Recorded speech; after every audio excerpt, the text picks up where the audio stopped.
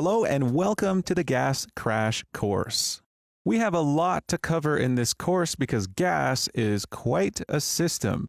It's very interesting, it's very powerful, and we're going to learn all about gas in this course by implementing all of its core features in a neat little project with combat and enemies.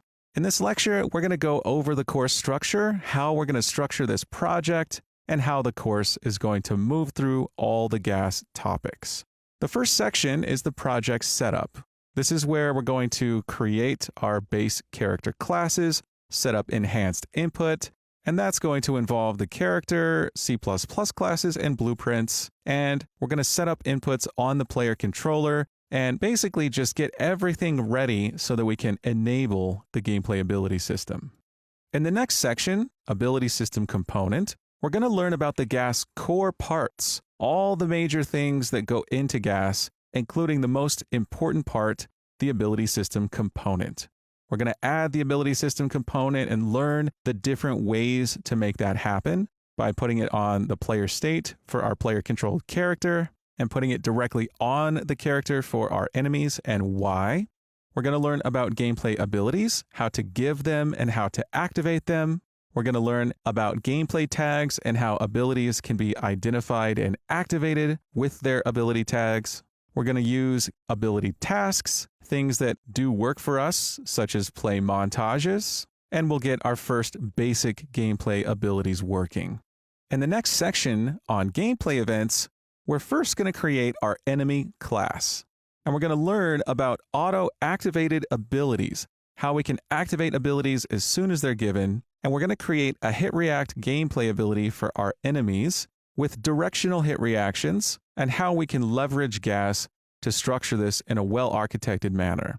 We're going to learn about gameplay events, how to send those to actors, using tags to identify them so that we can make use of ultimate scalability and modularity.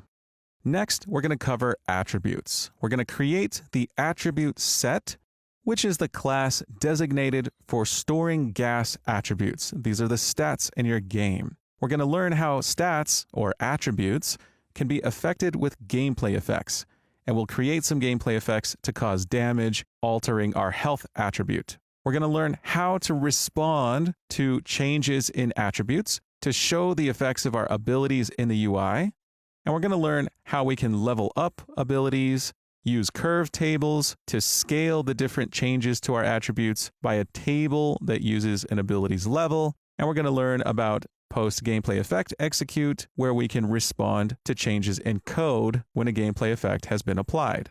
We'll then implement character death and create some async latent tasks that allow us to respond to health changes in code, and we'll create a death ability allowing us to respawn and reset our attributes and do anything we like in response to killing enemies.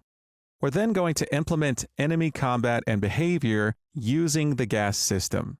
We'll create a gameplay ability for our enemies to search for targets and move to them. We'll implement enemy attack abilities and have two separate types of enemies, ranged and melee. And we'll learn about set by color magnitudes, which let us change the amount a gameplay effect will apply to a given attribute dynamically at runtime with code. And we'll get some practice converting an ability blueprint completely to C++ code, and we'll see what that looks like.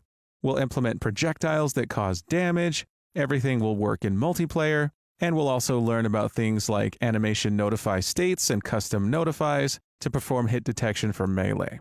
We'll then implement damage on the player character and do our own hit reacts for the character. We'll implement gameplay cues, which allow us to execute visual, sound, particle, and other cosmetic effects and have those work in multiplayer, and when it's appropriate to use those. Those effects will involve montages and camera shakes, among other effects. And finally, we'll go over cost and cooldown for gameplay abilities by creating a very exciting AoE, or area of effect ability, which will damage and knock back enemies with a fall off. We'll have our own static function library to create scalable code we can reuse in multiple classes, and we'll give this ability its own cost and cooldown. And of course, we'll make a pickup to replenish the resource that we spend on our gameplay abilities. Now, each of these sections contains a lot more than just this. This is just the overall basic structure so that you can sort of know what you're getting into and how this project is going to be created and how the course is going to run.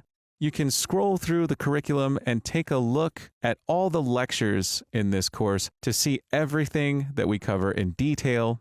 So in the next video, we're going to create our project. We're going to get all the assets we need and configure everything so that we're ready to start diving into the gameplay ability system. I hope you're excited. I know I am. I'll see you in the next video.